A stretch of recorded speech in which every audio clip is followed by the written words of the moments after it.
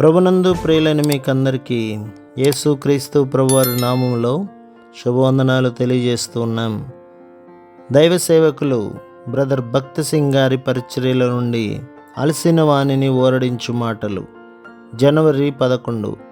అటువలనే పురుషులారా, జీవమను కృపావరములో మీ భార్యలు మీతో పాలివారై ఉన్నారని ఎరిగి ఎక్కువ బలహీనమైన ఘట్టమని భార్యని సన్మానించి మీ ప్రార్థనలకు అభ్యంతరం కలగకుండానట్లు జ్ఞానం చొప్పున వారితో కాపురం చేయుడి.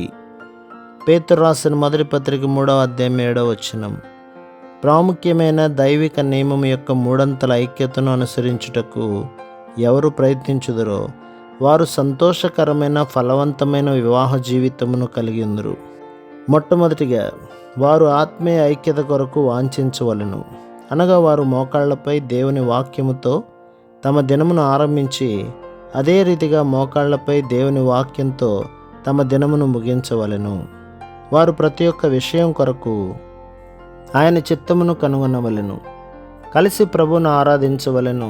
మరియు సాధ్యమైనంత వరకు కలిసి దేవుని మందిరమునకు వెళ్ళవలెను. అనేక మంది భర్తలు నేను ఉద్యోగంలో లేక వ్యాపారంలో చాలా పని కలిగి ఉన్నాను గనక నా భార్య ప్రార్థించిన చాలును అని చెప్పుదురు. అయితే కలిసి ప్రార్థించుట ఎంతో అవసరం.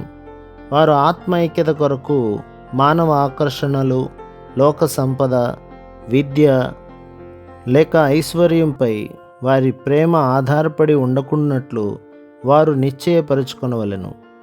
అయితే వారు ఏ స్వార్థపరమైన ఉద్దేశం లేకుండా ఒకరినొకరు ప్రేమించవలెను. వారు ఒకే తలంపులు, ఒకే స్నేహితులు, ఒకే మక్కువలు, ఒకే కోరికలు, ఒకే ఇష్టాలు మరియు ఒకే రహస్యములు కలిగి ఉండవలెను.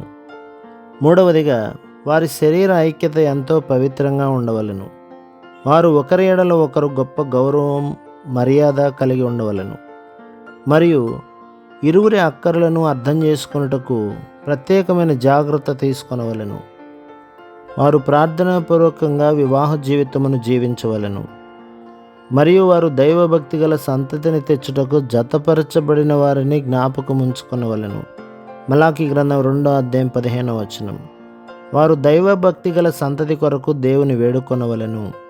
లేని ఎడల వారి పిల్లలు మొండివారుగాను తిరుగుబాటు చేయవారుగాను అగుదురు. వారు తమ వ్యక్తిగత నిజ స్వభావమును అర్థం చేసుకొనుట ద్వారా ఎంతో సులభంగా శరీరమునకును ఆత్మకును గల భేదమును వివేచించగలరు.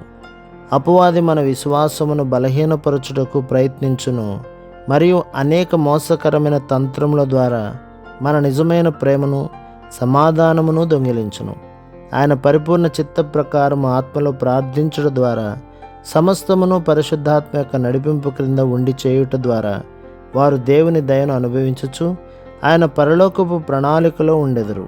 అప్పుడు వారి గృహము ఎంతో సంతోషకరమైనదిగాను, ధన్యకరమైనదిగాను, ఆనందగృహంగాను, ప్రేమాగృహంగాను, సేవాగృహంగాను, దైవ సాన్నిధ్య గృహంగాను, విశ్వాస గృహంగాను, సహవాస గృహంగాను, దేవుని నామం గణపరచబడు గృహంగాను ఉండును. అటువంటి గృహం ద్వారా అనేకులు ఆశీర్వదించబడుదురు. అట్టి నిజ క్రైస్తవ గృహం భూమి మీద పరలోకపు ముందు రుచిగలదిగా ఉండును. ప్రభు మిమ్మును, మీ కుటుంబములను, మీ సంఘములను దీవించి ఆశీర్వదించునుగాక. ఆమేన్.